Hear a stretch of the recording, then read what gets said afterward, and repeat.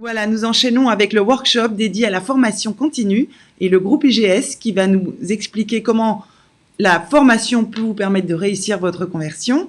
Sont avec nous donc Alice Bertouli et Rudy Tessier que j'accueille. Donc bienvenue à tous les deux. Alors c'est vrai qu'on ne vous voit pas bien. Voilà, je vais vous laisser la place sur l'écran pour qu'on vous voit bien. Merci d'être avec nous ce matin. Je vais vous laisser présenter et en attendant, je vous retrouverai à l'issue de votre présentation pour échanger éventuellement et répondre aux éventuelles questions qui seraient arrivées dans le chat. Voilà, merci d'être avec nous ce matin. Merci Valentine. Merci. Alors, si on peut mettre la première slide, ça sera... Tout à fait. Ça y est. C'est bon. Alors, bonjour à toutes et à tous. Merci de suivre notre workshop Réussir sa reconversion. Je suis donc Alice et je suis accompagnée de mon collègue Rudy. Et nous sommes en charge du développement du groupe IGS Formation Continue. Le groupe IGS Formation Continue est leader des formations en ressources humaines depuis 45 ans. On propose différentes formations pour plusieurs types de profils. On a des titres diplômants du Bac+2 au Bac+5 et on a également des blocs de compétences ou des modules plus courts destinés aux personnes qui souhaitent s'enrichir et développer une compétence en particulier. Valentine, je vous laisse mettre la slide suivante, s'il vous plaît. Donc, ce qui est censé être la reconversion professionnelle. Si vous êtes là aujourd'hui, c'est en toute logique parce que vous souhaitez du coup faire une reconversion professionnelle. Et si ça peut vous rassurer, vous n'êtes pas seul. En effet, en France, le nombre de reconversions professionnelles explose ces dernières années. On estime que c'est 3 actifs sur 5 qui ont le projet de faire une reconversion professionnelle, donc 48% des actifs qui souhaitent le faire cette année. S'il y a une telle boom des reconversions professionnelles, c'est principalement lié au contexte. On est dans une société de services et ça s'accentue au fil des années.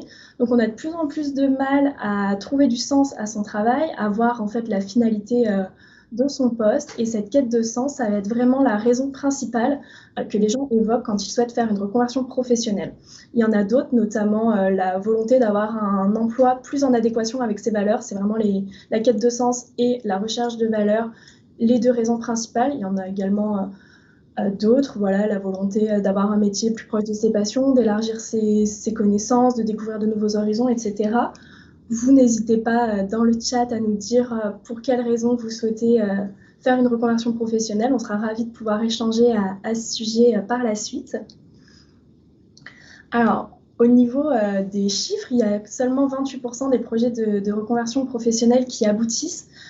C'est tout simplement parce que la formation, ça peut vite être intimidant. C'est quand même un processus qui est assez long, il y a beaucoup d'acteurs, ça change souvent, beaucoup de dispositifs, etc. Donc on ne sait pas nécessairement à qui s'adresser, quelle démarche faire, comment s'y prendre, donc on peut vite se sentir un peu perdu et un peu seul. Et nous, notre objectif aujourd'hui, à travers ce workshop, ça va être de vous donner des conseils et de vous donner en fait des clés pour aborder le plus sereinement possible votre reconversion professionnelle. Donc je vais laisser la parole à mon collègue Rudy qui va vous définir les étapes pour réussir sa reconversion professionnelle. Merci Alice. Valentine, si on peut mettre la slide suivante, s'il vous plaît. Merci. Donc alors, pour bien mener sa reconversion, il y a plein d'étapes à passer pour faire le plus sereinement possible, comme l'a dit Alice. Et la première, même si ça peut paraître un peu simplette dit comme ça, faire le point sur sa situation personnelle. Ce qu'on veut dire par là, c'est que, à la différence de la formation initiale que suivent les étudiants, lorsqu'on entame une formation, alors on a déjà de l'expérience et quelques années, et ben c'est nettement plus engageant, c'est nettement plus lourd aussi, et faire le point sur sa situation personnelle, ça veut surtout dire, voilà, je suis a priori plus tout seul, j'ai une famille, mon temps est plus précieux, on va dire, qu'avant, plus cher en tout cas, c'est sûr. Donc voilà, si je veux me lancer dans une formation, il faut vraiment que soit que j'ai une vie personnelle qui soit assez stable, soit que j'ai vraiment le soutien de mes proches, parce que c'est difficile d'y arriver si on n'a pas ça. Je parle d'expérience parce que j'ai moi-même Je me suis moi-même reconverti après mes études avec un deuxième enfant qui arrivait. Et je vous garantis que ça peut être un peu compliqué. Donc le soutien de la famille est extrêmement important. Voilà. La seconde étape, c'est bien sûr d'échanger avec son entourage. D'ailleurs, qu'on veuille reprendre une formation ou pas, si on veut changer de voie, nos proches sont souvent les mieux placés pour savoir un peu nos qualités, nos défauts, là où on est bon, là où ils nous verraient bien, et voir justement si ça rentre en résonance avec justement nos envies, nos valeurs. On parle beaucoup des valeurs dans les reconversions. C'est d'ailleurs l'angle qu'approche l'angle d'approche de beaucoup de coachs qui partent de nos valeurs pour nous aider justement à trouver la voie qui est la nôtre. Donc voilà, la troisième étape, c'est en définir ses envies et voir dans quelle mesure elles rentrent en résonance avec ce que peut nous apporter notre entourage. Alors, on a parlé des envies, on a parlé de l'avis de nos proches, mais il y a aussi les compétences. Là où on est bon, ce qu'on a envie de faire, c'est très bien, mais il faut aussi pouvoir aligner ce qu'on a fait déjà, là où on a pu progresser durant notre parcours professionnel, voilà, pour voir vraiment là où on sera le plus à même de pouvoir évoluer. Et enfin, se faire accompagner. Alors, pour celles qui n'ont pas du tout d'idée alors qui veulent simplement se reconvertir, mais qui ne savent pas du tout dans quoi, le mieux, c'est là qu'on demande de faire un bilan de compétences. C'est vraiment ce qui est le plus adapté dans ces cas-là. Si par contre, vous avez déjà une idée de filière, de métier ou de formation à reprendre, dans ces cas-là, allez plutôt voir un CEP, donc un conseiller en évolution professionnelle, qui là est un service gratuit, donc financé par l'État, et qui va plutôt vous aider à construire votre projet professionnel, vous aiguiller sur les éventuels financements de formation. Voilà, donc c'est une étape qui parfois même est obligatoire pour pouvoir solliciter des financements publics. Je pense notamment à Transition Pro, pour celles qui connaissent, voilà, où on demande vraiment de passer par un CEP, sinon le dossier n'est même pas étudié. Voilà, donc ça c'est vraiment l'étape, la première étape à faire. Ensuite, on va arriver dans le cœur même du projet. Donc ça y est, on sait à peu près là où on veut aller. Maintenant, comment s'y prendre? Alors déjà, faire des enquêtes métiers. Là aussi, ça peut surprendre un petit peu, mais en fait, comme je vous le disais tout à l'heure, c'est lorsqu'on reprend ses études à l'âge adulte, entre guillemets, c'est nettement plus engageant et on a beaucoup moins le droit à l'erreur que lors de notre formation initiale quand on sortait du bac. Donc, on demande vraiment, nous en tout cas, dans notre processus de sélection, c'est vraiment quelque chose d'important, voir si la personne connaît vraiment alors non seulement le métier, le contenu, le quotidien, mais aussi l'état du marché de l'emploi sur ces métiers-là, voir les débouchés professionnels qu'il y a. C'est une exigence chez nous, mais pas que. Là aussi, si on veut solliciter des financements publics, on nous demande souvent, je reprends l'exemple de Transition Pro, là aussi, ils nous demandent vraiment, ils demandent aux candidats en tout cas, de bien connaître et de donner chiffres à l'appui des éléments concernant leur connaissance du marché. Donc, il y a tant d'offres d'emploi sur tel site à ce moment-là, c'est aussi précis que ça. Voilà. Ensuite, une fois que vous avez bien maîtrisé le métier, il faut définir votre besoin. Donc, vous pouvez avoir simplement besoin de quelques compétences à acquérir. Dans ces cas-là, on dirait plutôt de choisir une formation plus courte, un bloc de compétences, pour finir de vous former sur tel et tel sujet. Ou alors, vous pouvez avoir besoin d'un diplôme, d'un titre diplômant qui vous donne un niveau licence, un niveau master, je ne sais quoi. Donc là, on est vraiment sur deux formats différents. On est sur deux possibilités de financement aussi qui sont différentes. Donc, il faut vraiment le définir en amont. Et l'intérêt aussi d'être accompagné par un CEP, c'est qu'il pourra vraiment vous aiguiller sur ces choses-là. Enfin, chercher un organisme de formation, évidemment. Alors là, attention, lorsque vous recherchez un organisme, vérifiez bien que les formations sont enregistrées au RNCP. Donc, le RNCP, c'est le Répertoire national des certifications professionnelles. C'est un répertoire, comme son nom l'indique, qui est tenu, pour faire court, par le ministère du Travail et qui va certifier que la formation est reconnue. Elle est reconnue déjà en termes de niveau, Bac plus 3, Bac plus 4, Bac plus 5, mais aussi pour pouvoir solliciter là aussi des financements. Par exemple du CPF, si vous voulez mobiliser votre CPF, il faut obligatoirement que la formation ou le bloc de compétences que vous choisissez soit enregistré au RNCP. Sinon, vous ne pourrez pas mobiliser votre enveloppe CPF. Voilà, donc méfiez-vous bien là-dessus. Il y a eu beaucoup d'escroqueries récemment à cause de tout ce qui a été fait autour du CPF, donc méfiez-vous. Enfin, se renseigner sur les financements. Alors là, je ne vais pas trop m'étaler là-dessus parce que c'est très aléatoire en fonction de votre situation.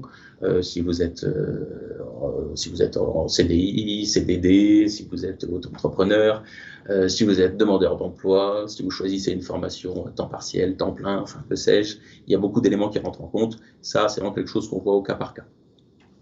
Et enfin, dernier élément important aussi, souvent, lorsque les personnes en reconversion veulent reprendre des études, elles croient être bloquées par leur niveau d'études initial. C'est-à-dire que, par exemple, si vous voulez faire un master, la plupart du temps, on demande que vous ayez une licence, ou du moins un bac+3 validé, bachelor ou autre. Or, ici, nous sommes en formation continue, c'est-à-dire que nous, comme nos concurrents d'ailleurs, on prend vraiment en considération votre expérience professionnelle. Donc, même si on a des prérequis de niveau, on peut très bien vous donner une commission de dispense. Alors, c'est rien, on vous fait passer ce qu'on appelle une validation des acquis professionnels et qui n'est valable que chez nous, enfin, que par l'organisme qui la dispense et qui nous permet de dire, en fait, voilà, sur la base des éléments qui nous sont présentés, on vous demande de présenter les missions que vous avez faites dans votre parcours professionnel. Voilà, sur la base de ce qui nous a été présenté, on estime que la personne a le niveau pour pouvoir suivre le master ou autre formation. Voilà. Donc ça, ne vous sentez vraiment pas bloqué par votre niveau d'études initial. Nous, on a des personnes qui suivent un master alors qu'elles n'ont qu'un bac à l'origine. Voilà, c'est tout à fait possible.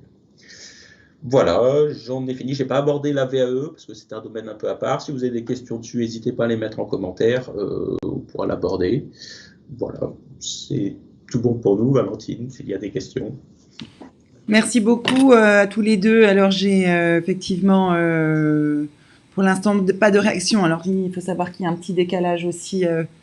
Il y a un petit décalage avec la diffusion sur les sites. Mais pour l'instant, non, ça me paraît très clair. Hein. Les slides étaient très explicatives. Rassurantes aussi. La formation est accessible. On peut se lancer avec certaines conditions, bien sûr, mais c'est possible. Donc, je pense que voilà, vous avez abordé et bien fait le tour de la question. Je sais qu'on aura le plaisir de se retrouver mardi prochain, sur le salon. Donc, si vous avez, vous, derrière vos écrans, envie de continuer à explorer cette piste, en tout cas, de vous lancer dans un nouveau cycle de formation pour asseoir vos compétences, n'hésitez pas à venir rencontrer, je ne sais pas si c'est vous qui serez là, Rudy et Alice, mais à la rencontre en tout cas de ce que propose le groupe IGS pour votre évolution professionnelle. Peut-être que puisqu'on a le temps, vous pouvez dire peut-être un petit mot sur la VAE quand même, parce que c'est souvent méconnu. Peut-être que, voilà, puisqu'il n'y a pas forcément de questions particulières pour l'instant et qu'on a un petit peu de temps, je vous laisse. Oui, alors concernant la VAE, souvent on a cette question-là, c'est vrai que c'est assez mal connu, et quand on explique, souvent les gens disent ah ben non, finalement c'est pas pour moi. La VAE, c'est pas forcément quelque chose d'assez simple. Le principe, c'est que on a de l'expérience professionnelle, on veut faire reconnaître un niveau. Donc voilà, un niveau de diplôme, et on va devoir constituer un portefeuille de preuves qui justifie qu'on a bien toutes les compétences indiquées dans le diplôme qu'on a choisi. C'est-à-dire qu'on ne fait pas ça pour se former, on fait vraiment ça pour avoir un niveau de diplôme supérieur. Voilà. D'habitude, nous, ce qu'on dit aux personnes qui nous contactent pour la VAE, c'est que vous pouvez envisager une VAE sur un parcours. Donc, vous prenez vraiment chaque détail du parcours de formation, chaque compétence qu'on est censé développer. Et vous vous dites, si j'ai 70% du programme, si je maîtrise et que je suis capable de prouver 70% du programme, ça vaut le coup de faire une VAE. Le reste, vous pourrez vous former sur les compléments. On peut faire des VAE partielles ou VAE totales. Donc, vous pouvez former sur des compléments pour obtenir le titre ou le diplôme. Mais il faut vraiment, à la base, pour que ça vaille le coup, que vous maîtrisiez déjà 70% du référentiel. Sinon, financièrement, ça ne vaudra pas le coup parce que prendre des morceaux de formation, ça revient proportionnellement beaucoup plus cher que de prendre la formation complète. Et vous allez y passer du temps. Et la VAE, déjà, de base, c'est pas quelque chose qui se fait rapidement. C'est quelque chose qui est long à faire, qui demande, c'est un gros investissement en temps. Alors, financier un petit peu, mais ça, il y a des solutions de financement, mais en temps, c'est un gros investissement où il faut vraiment, quand on dit constituer un portefeuille de preuves, c'est vraiment pour chaque compétence que vous avez développée, et bien, il vous faudra, je sais pas, des exemples un peu bidons, mais un tableau Excel pour justifier que vous savez faire un tableau de pilotage, et avec chaque détail de ce qui est demandé dans le référentiel. Donc c'est vraiment quelque chose d'assez lourd. Voilà. Mais ça peut avoir le coup si vous faites un métier depuis quelques années, que vous êtes dans la même entreprise aussi, que vous êtes toujours dans la même entreprise, ça sera plus facile de récolter les preuves, parce que c'est sur votre poste actuel qu'il faut le faire. Si vous avez quitté votre poste, c'est quand même plus compliqué, on garde rarement des choses de nos anciens emplois. Donc voilà pour la VAE. Il y a également une question par rapport à la différence qu'il existe. Enfin, je ne sais pas s'il y a une différence qui existe entre, j'imagine que oui, entre la VAE et la VAP. Oui, alors comme je vous disais, la VAE, c'est vraiment pour obtenir un diplôme. On a les compétences, on va obtenir le diplôme qui correspond à ça, avec tout ce travail de constitution du portefeuille de preuves. La VAP, ça n'a rien à voir. La VAP, bon, c'est vrai que les termes sont un peu proches, on aurait pu trouver mieux, c'est pas faux. La VAP, c'est vraiment pour vous dispenser d'un prérequis de niveau pour pouvoir intégrer une formation. On ne vous dit pas que vous avez une licence, on ne vous certifie pas, ben voilà, maintenant on estime que vous êtes titulaire d'une licence, d'un bachelor, tout ça. Non, non. On dit chez nous, vu votre parcours, on se passe du prérequis, qui est la licence, si jamais vous voulez vous intégrer un master. C'est uniquement ça. Et ce n'est valable que chez nous. Et ce n'est pas du tout un document officiel. C'est juste que nous, on indique pour tout le monde, sur notre site internet, c'est comme ça, que pour intégrer notre master, c'est toujours un exemple, il nous faut un bac plus 3 validé. C'est comme ça. C'est Calliope, enfin, c'est les certifications, les normes. Mais bien sûr, comme vous avez l'expérience professionnelle, comme je vous l'expliquais, ça serait incohérent de ne pas la prendre en compte. Voilà. Donc là, c'est vraiment quelque chose d'interne, qui n'est valable que chez nous, j'insiste là-dessus, qui est très différent de la VAE, qui a une reconnaissance officielle. Vous êtes diplômé, quand vous passez une VAE, vous êtes diplômé de l'État. Vous pouvez le mettre sur votre CV, vous n'êtes même pas obligé de préciser que vous avez acquis ce diplôme par la voie de la VAE. Non, non, vous êtes diplômé du diplôme correspondant. C'est vraiment deux choses qui sont très différentes, même si les termes sont assez proches. Est-ce que c'est plus clair comme ça ou pas ? Ah oui, c'est certainement plus clair. J'ai une autre question qui est arrivée aussi entre-temps, je ne suis pas certaine que vous pourriez y répondre. C'est Jamila, donc, qui souhaite changer de métier car elle a une incapacité physique qui n'est pas encore reconnue. Est-ce qu'il y a des organismes qui aident à la reconversion dans ces cas-là ? J'imagine que oui. Pardon, j'ai mal compris. Des organismes qui aident à... Oui, qui aident, des organismes de formation. Ou, voilà, c'est vrai que la question n'est pas tout à fait claire, mais... Alors, je pense qu'il y a deux choses différentes. Il y a les organismes qui aident à faire reconnaître l'invalidité, qui aident à obtenir une RQTH, vous savez, la reconnaissance de travailleurs handicapés, ça c'est une chose. Et après, il y a les autres organismes, comme nous, dont, en fonction des situations personnelles de chacun. Simplement, ce qui est très important, c'est souvent les reconnaissances officielles quand on a un handicap ou une invalidité. Parce qu'on a le droit à des choses, tout simplement, on a le droit à certains financements. Je prends l'exemple du contrat d'apprentissage qui normalement est limité à 30 ans. Si vous avez une RQTH, vous pouvez, c'est sans limite d'âge. Donc il faut vraiment dans ces cas-là avoir une reconnaissance officielle. Les organismes pourront vous accompagner sur votre projet de formation, il n'y a pas de souci, mais ils ne pourront pas vous aider sur la reconnaissance de votre invalidité. Ça, je pense que c'est peut-être Cap Emploi, la GFIP, mais là je maîtrise moins ces sujets-là. Nous, on vient généralement après, justement. Bon, merci en tout cas pour ce début de réponse. Je pense que déjà, ça permettra à Jamila de s'orienter vers les organismes ou en tout cas les centres qui pourront répondre à sa question. N'hésitez pas à venir, Jamila, aussi sur le salon parce que vous trouverez certainement des réponses aussi en allant un petit peu plus loin sur votre situation, en expliquant davantage un petit peu votre situation. Donc voilà, n'hésitez pas, on sera ravis de vous accueillir mardi prochain. Écoutez, je ne vois pas d'autres questions sur les chats arrivés. En tout cas, vous êtes là mardi prochain, donc si vous avez des choses qui vous viennent, déjà n'hésitez pas à venir. Et écoutez, merci beaucoup à tous les deux pour votre présence ce matin, pour cette présentation interactive et très claire. Ah, attendez, j'ai une dernière question. Ah oui, alors est-ce qu'il y a je vais tourner la question un peu différemment. Est-ce qu'il y a des limites d'âge pour certaines formations? Alors, nous avons, je ne connais pas son prénom parce que c'est un pseudo manifestement, donc une femme de 57 ans qui demande s'il y a donc effectivement des limites d'âge pour suivre certaines formations. Non, il n'y a pas de limite d'âge. Ça fait sourire parce qu'on vient d'intégrer une personne qui a 61 ans pour une formation d'1 an en alternance. Donc, vous voyez, il n'y a pas de limite d'âge. C'est justement pour préparer sa retraite, voilà, pour ses projets d'après. Donc, vous voyez, il n'y a vraiment aucune limite d'âge. La seule limite, c'est vous qui vous la fixez. C'est tout. Après, pour des financements, comme je le disais, certains financements, oui.